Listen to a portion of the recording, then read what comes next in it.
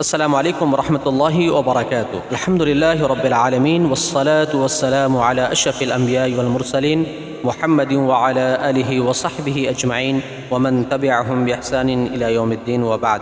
اعوذ باللہ من الشیطان الرجیم، بسم اللہ الرحمن الرحیم۔ یا ایہا الذین آمنوا کتب علیکم الصیام کما کتب علی الذین من قبلکم لعلکم تتقون۔ محترم سامعین کرام، اللہ تبارک و تعالیٰ کا یہ بہت بڑا احسان اور کرم ہے جس نے مومنوں کی ایمانی تجارت کو فروغ دینے کے لیے کچھ موسم کو خاص کر لیے ہیں۔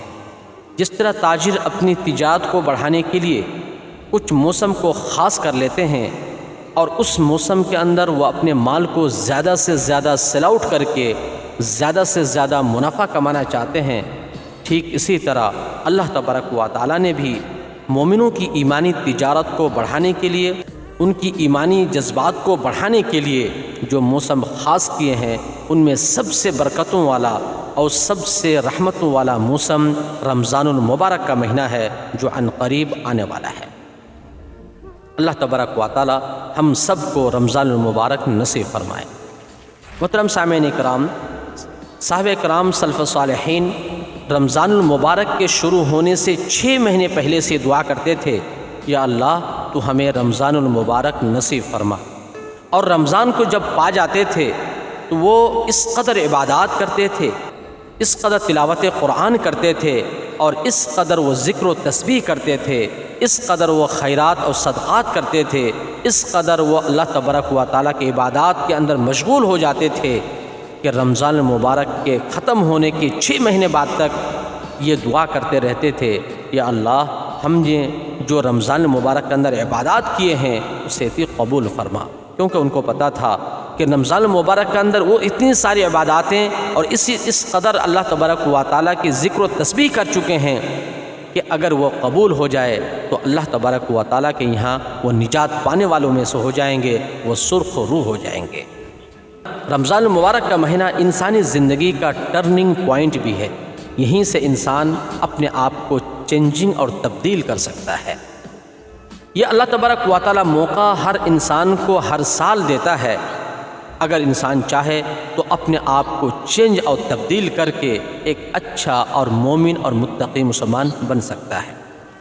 اللہ کے نبی جناب محمد رسول اللہ صلی اللہ علیہ وسلم نے اس مہینے کے تعلق سے ارشاد فرمایا کہ شہر رمضان افترض علیکم صیامہ، کہ اے لوگو اللہ رب العزت نے رمضان کے روزے تم پر فرض کیے ہیں۔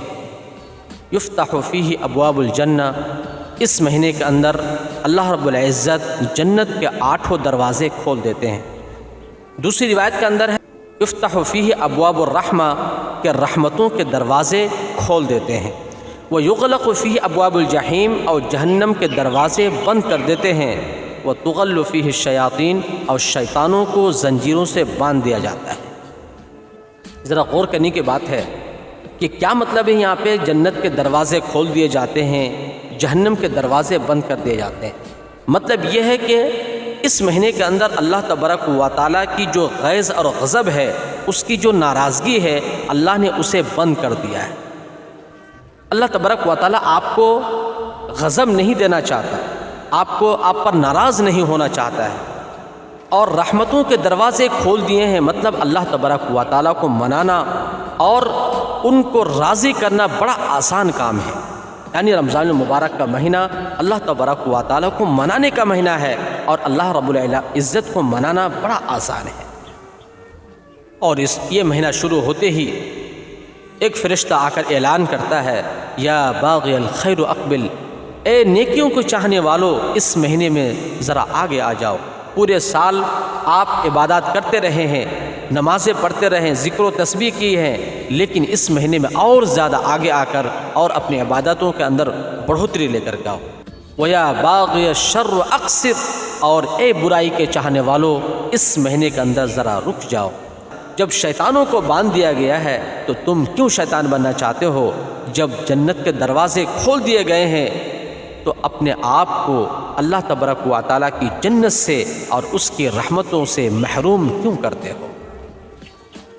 اس مبارک مہینے کا نام شہر الصیام یعنی روزے کا مہینہ بھی ہے۔ اس مہینے کا دوسرا نام شہر القرآن بھی ہے، یعنی قرآن کی تلاوت کا مہینہ۔ اس مہینے کا تیسرا نام شہر الصبر بھی ہے، یعنی صبر کرنے کا مہینہ۔ اور اس مہینے کا چوتھا نام شہر الرحمہ بھی ہے، یعنی رحمتوں کا مہینہ۔ محترم سامعین اکرام، اس مہینے کو شہر الاکل والنوم، کھانے اور سونے کا مہینہ نہ بنائیں۔ اللہ رب العزت سے دعا ہے الہ العالمین ہمیں اس مہینے کو نصیب فرما اور ان کی برکتوں اور رحمتوں سے اپنے آپ کو لبریز کرنے کی توفیق عطا فرما۔ آمین۔ والسلام علیکم ورحمۃ اللہ وبرکاتہ۔